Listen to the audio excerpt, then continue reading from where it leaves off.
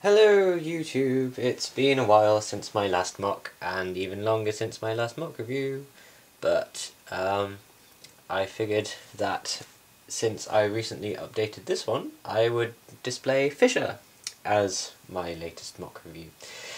Fissure is a stone golem, the largest quadruped that I have made, and I'm pretty happy with him. He's like probably my second favourite after the swordfish, if not my favourite, I don't know. Anyway, the idea behind it is that he is a stone golem composed of several different types of rock. There's a little minifig for size comparison.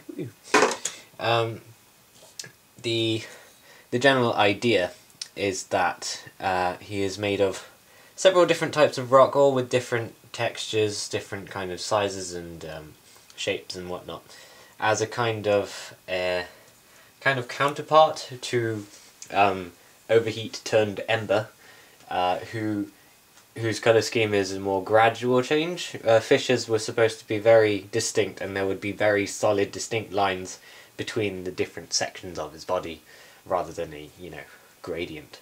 Anyway, we'll start off with the head, or rather the grey area. I have, as a kind of cheap way of video editing, instead of just displaying photos, I'm just going to show you pictures on my iPhone. This is a kind of generic stone grey stuff, courtesy of Bruiser, the only Hero Factory pieces to be used on Fissure. I believe? Yes, I think so. It was mainly inspired by this head, of course, which is Bruiser's, built like that. I am very much a fan of this head, because I think it has a lot of emotion in it. In terms of he seems like slightly sad, but at the same time slightly clumsy. And if he does that, he's like, eh. But then again, if he goes, he can be properly like a mad stone golem, whatever, with a double jointed neck, of course, so he can move quite nicely like that. His arm was, I think, the next bit I did after the head was this arm. Again inspired by the Bruiser pieces here, which are just supposed to be massive fingers. Not terribly posable, partly because of the size, partly because of the general anatomy, as in with four-legged stuff you can only have so many poses. And with Fissure, I generally go with the angry gorilla type pose. As in general, his anatomy is based partly off of a gorilla, partly off a what's the word? Vestigial or something. When you're deformed or underdeveloped, which is why his legs are so small. Actually, we'll get onto those in a bit. So yes, that's the generic stony bit. Next we move on to the sandstone, which is this main hump of tan here, which I think is the highlight of the piece, in my opinion, because I really like how it's virtually symmetrical about this line, but the whole thing is slanted, to give him a kind of whole asymmetric, kind of off, something odd, something, not quite right in the head, that kind of thing. I quite liked the smoothness of the tan pieces, mainly because, the actual tan pieces themselves kind of inspired the kind of texture, as opposed to all of the grey, which is kind of intrinsically rugged, yeah. So yes, this tan makes up the whole of the top of his body, hump and everything. Then next is the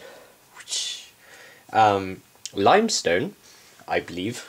Just FYI, I just looked these up shortly before making this video, so I didn't actually have the word limestone in mind when I made it.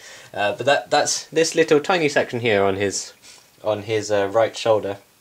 There's not much of this supposedly dark tan as colour as I'm told, which is why it's just a lot of sockety pieces, plus these two Onua claws, which I got from Bricklink. I admit, it doesn't really look like a rock, does it? But Partly inspiration from a few minutes ago. What if these on your claws are like fossils, like, you know, embedded in the rock? That's quite cool, right? That would be, you know, that would be fun. So yeah, I'm going with that. They're not spiky rocks. They're actually fossils. Yeah, that's what I'm going with. Anyway, moving on to the coal. The coal of the his left shoulder and back leg.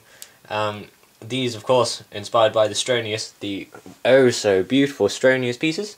The clubs, the two club halves go very nicely together to make this very square spiked thing, and I really love the shape of this, and you know this thingy launcher, and you know the rigid texture goes really well, and of course it's kind of repeated on the back leg along with this piece, which goes oh so nicely.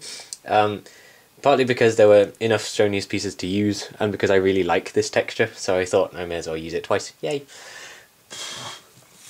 Excuse me. Right, moving on to the lower left. Go away. To the lower left arm, which is a kind of club rather than actual fingers. Again, kind of going with the deformation theme, the kind of underdeveloped. You know, it's like a stump basically. And for a stone golem, that's quite suitable, right? I went with Ayers Rock as the source photo simply because it's another kind of generic rock. It's like Ayers Rock is apparently sandstone as well, so that kind of you know, takes upon my whole different kind of rocks thing. But here, instead of a purely smooth kind of thing, we've gone. Went with the general texture of this Fissure shell. Which is a kind of rugged-y, I guess, with light grey as the supporting colour rather than black, just because I can. Note to all aspiring builders: don't always use black as the base colour. Black gets boring after a while.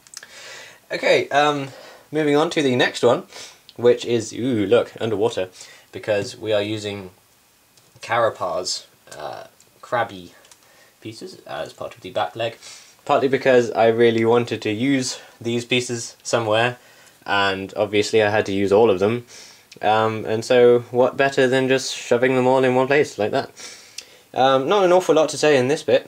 It's like this is like the smoothest, they're like rounded by the waters basically. You may be able to make out that an oar piece is actually being used there as a supporting piece. I'm quite like that. Because I used brown supporting pieces whenever possible, just to save, you know, on resources and whatnot. And then finally, we come to his back, which is the bit that I have more recently renovated. A picture of the old back. You can see there. Okay, that's a terrible picture. Yeah, you can. I'll leave a link in the description. But before, it was a generic matte brown mess, and it didn't really look like much, and it was misshapen, and I was basically filling the gaps. But now, go away.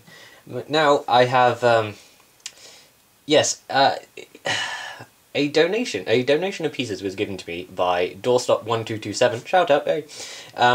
And what I didn't realise at the time was that it included 32 brown sockets.